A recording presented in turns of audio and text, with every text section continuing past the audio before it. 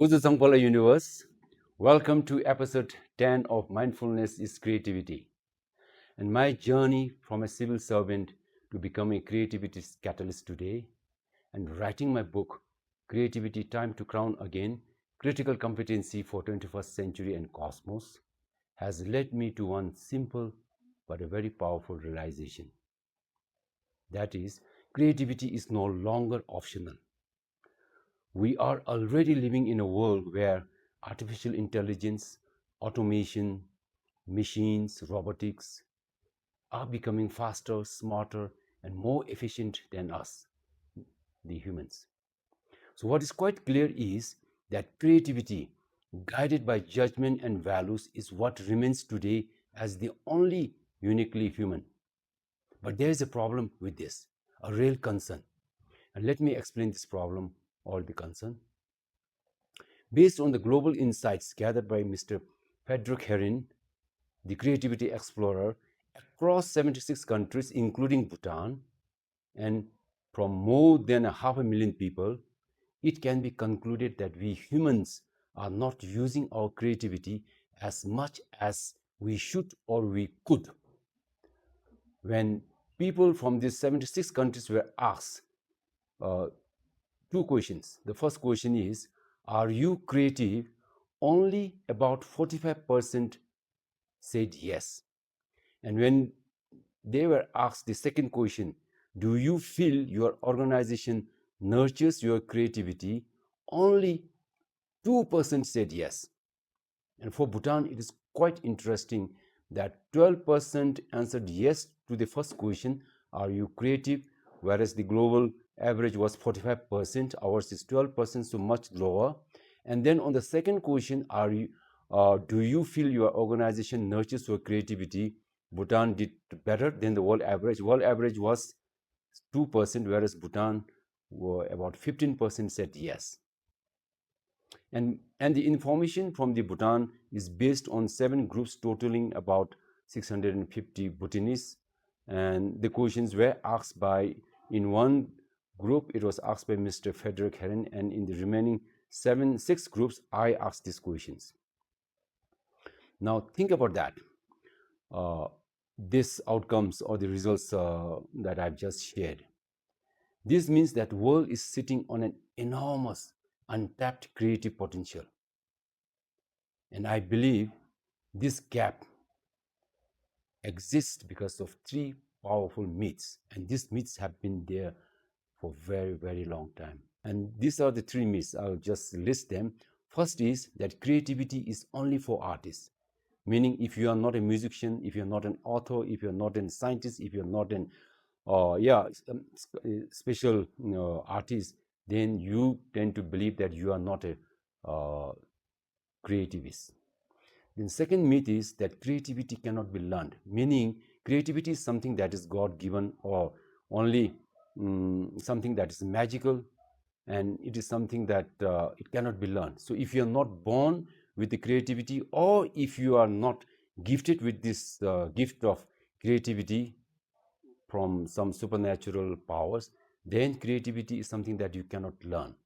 Then the third myth is creativity belongs to only certain fields, meaning, as I've just highlighted in the first myth, uh, it is if it is not art, music, writing, then it is not creativity. But the truth is, creativity is in all human activities that we do. For example, you can also have a creativity in how you cook your meals. You can also have a creativity in how you do your farming. So therefore, it is not restricted to only certain fields. So these are the 3 big myths that, though they are may not be harmless, but only challenges that they are actually holding us back, holding the humans from becoming more creative. And this is something that we really need to bust, these 3 big myths about creativity. And it is so important that for leaders today, organization, and for that matter, everyone, we need to realize that now creativity is not a luxury, it is not an optional, but it is a critical competency, as I have given the name for my book. creativity will help you to adapt quickly to change, and creativity will also help you to find solutions even with the limited resources. Because without creativity, one cannot, one can become replaceable by not only another more creative human, but also by artificial intelligence, machines, and robots. So without creativity, we will become, to say bluntly, useless and worthless. So without creativity, even leadership will become mechanical and replaceable. So the question is, how do we begin? But we have explored this question in our past earlier episodes, and it can be quite simple. Let me again remind and repeat in this episode that it does not really require a complete overhaul, just small discipline shifts. Yeah, start small, but start now, immediately. Make faster, thoughtful decisions, for example. This is also a big,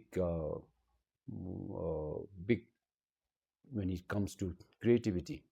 And also to use constraints and obstacles as a fuel to ignite your creativity, and also create space for creativity to think, and also to encourage question. I think that is very important. Encourage question, because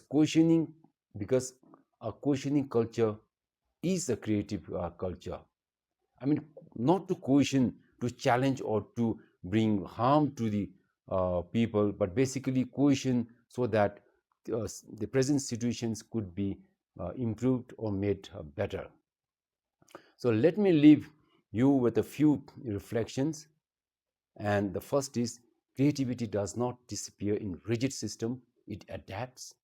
And in the age of creativity, creativity is what keeps us relevant.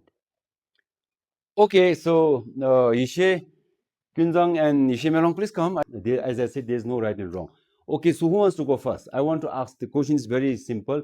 What is creativity, or what do you mean, or what do you understand when we say creativity? Who wants to go first? Melong. Okay, Melong. I think you are, no, you are the older one. You are the older one. So, okay, Melong. Okay, so Melong, tell, just look at the camera. So tell, what is creativity to you? Okay, so it is when both of our brains and heart's nervous system sends a signal, and when those signals collide, it forms a new element called fumniton, and that Sure. fumniton gets transferred from the nervous system and goes inside the brain and dives under the blood, and the blood and the brain sends a big signal to the body, and the body gets